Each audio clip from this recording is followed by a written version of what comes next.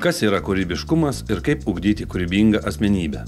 To birželio 7-8 dienomis Lietuvos parodų ir kongresų centre Litexpo forume kūrybingumui ugdyti klausė forumo dalyviai iš švietimo, kultūros ir kitų sričių specialistai, mokytojai bei kūrėjai. Kūrybingumas yra ir mąstymo būdas, padedantis žmogui susidoroti su sunkumais, kaip įmanoma įvairiau pažvelgiant į kylančias problemas ir praktinis intelektas. Toks kūrybingumas gali būti pritaikytas bet kurioje srityje, pradedant tėvystę, baigiant darbu ir bet kuo kitu. Savo nuomonę forume kūrybingumui ugdyti pristatė Winchesterio universiteto mokymosi mokslų profesorius Gajus Klekstonas.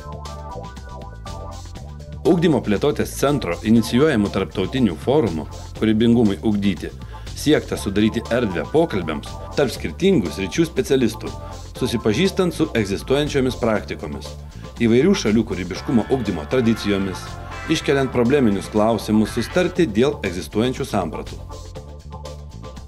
Žinoma, už ateities kartos asmenybių ugdymą atsakingam mokytojui kyla klausimų ir jis nori pastarti su bendraminčiais. Todėl šis forumas vyko atvirų diskusijų forma, padedančia mokytojams atrasti ir domėtis, kaip tobulėti patiems bei sėkmingai ugdyti asmenybės. Matom didelę prasme pažvelgti į kūrybiškumo ugdymą ne tik tradicinę prasme, kad tai gali būti daroma per muzikos ar dailės pamokas, bet iš ties patį procesą organizuoti netradiciniu būdu, suteikti impulsų iš išorės ir tai, kad į mokyklas padėti mokiniams ir mokytojams ateina kūrybiški, veržlūs žmonės iš įvairių sričių, tai irgi, aš manau, yra vienas svarbiausių aspektų.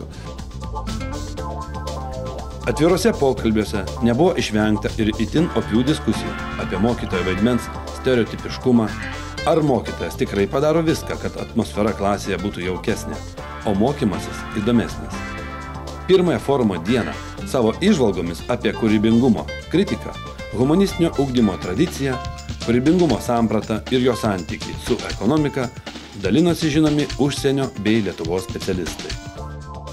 Turėtų būti plėtojamos kitokios kūrybinės iniciatyvos, kurios yra nepanašios, kurios galbūt yra nesuprantamos, sukuriami kitokie simboliniai arba prasmių laukai, kuriuos gali sukurti tie patys vaikai ir kad juos reikėtų vertinti ne pagal tai, kiek jie yra panašus į įsivaizduojamą lietuvių tautos tradiciją, ne tiek, kiek įsivaizduojama katalikų bažnyčios tradicija ar globalinė Hollywoodo tradicija, o bet kokią. Kiekvienas, prisidedantis prie vaiko augimo ir ugdymo, turi pabandyti atskleisti, kas yra įgimta, o ugdymo metu stipriasias savybės neslopinti, o stiprinti, tobulinti. Tik taip vaikas gali tapti mąstančiu, smalsiu, atkakliu, suaugusiu žmogumi. Apie kūrybiškumo ugdymą kalbėjo Gajus Klekstonas. Lietuvoje vykstančių kūrybinių partnerysčių projektai įtraukia ne tik mokyklų, bet ir gyvenviečių bendruomenės. Žmonės noriai prisideda prie projekto, o tėvai nustebę klausia, kas nutiko, kad jų vaikas noriai eina į mokyklą. Savo įspūdžiais apie projekto pasisekimą dalinasi Jungtinės karalystės kūrybinių partnerysčių ekspertas Polas Collardas. 10 mokyklų, kurios pirmąją forumo dieną mokyklų mugėje dalinasi savo kūrybinių partnerysčių patirtimis, sulaukė didžiulio susidomėjimo. Konferencijos dalyviai atidžiai klausėsi jų istorijų ir žavėjosi jų pasiektais rezultatais. Pagerėjusiais moksleivių žinių įvertinimais, geresnių bendravimų tarp mokinių ir mokytojų, drąsos ir viešojo kalbėjimo įgūdžius atradusiais prieš projektą buvusiais pačiais nedrąsiausiais moksleiviais. Ir tie vaikučiai, kurie jautėsi klasėje lyg ir mažiau mėgstami, lyg mažiau populiarūs, jų rezultatai pagerėjo, kai kurių netgi ženkliai. Taigi parodo, kad ši veikla vaikų galimybė atsiskleisti kitoje vietoje, kitoje erdvėje, kitaip padeda jiems ir gerinti tarpusavio santykius, socialinį statusą jų kelia. 2 dienas trukusio forumo metu buvo ne tik tikslinama kūrybiškumo samprata, dalinamasi dėmesį prikaušiusią projekte dalyvavusių tyrinėjančių mokyklų patirtimi, specialistų patarimais, bet ir vyko uždegančios diskusijos, praktiniai užsiėmimai grupėse. Būtent jiems ir buvo skirta antroji forumo diena, kuri padėjo ne tik mokytojams, bet ir visiems kūrybingumo ugdymu besidomintiesiems geriau suprasti bei praktiškai pajusti kūrybingumo svarbą ugdymo procese. Šių užsiėmimų metu buvo ne tik bendrai diskutuojama, dalinamasi konkrečiais užsienio ar Lietuvos kūrėjų bei mokytojų veiklos pavyzdžiais, bet ir atsirado gilesnis kūrybingumo pajautimas. Suprasta, kad tai nėra tik meninė veikla, bet darbas reikalaujantis susikaupimo, bendradarbiavimo, vedantis į naują pažinimą bei motyvuojantis siekti rezultato. Mokytojai, kūrėjai, specialistai, visi forumo dalyviai galėjo patirti, kaip lavinti komandinio darbo įgūdžius, drauge piešiant, lipdant iš plastilino, kuriant dainą, iš įvairiausias temas ir emocijas atspindinčių epitetų, ar ieškant tam tikrų žodžių asociacijų. Forumas kūrybiškumui ugdyti užbaigtas netradiciškai.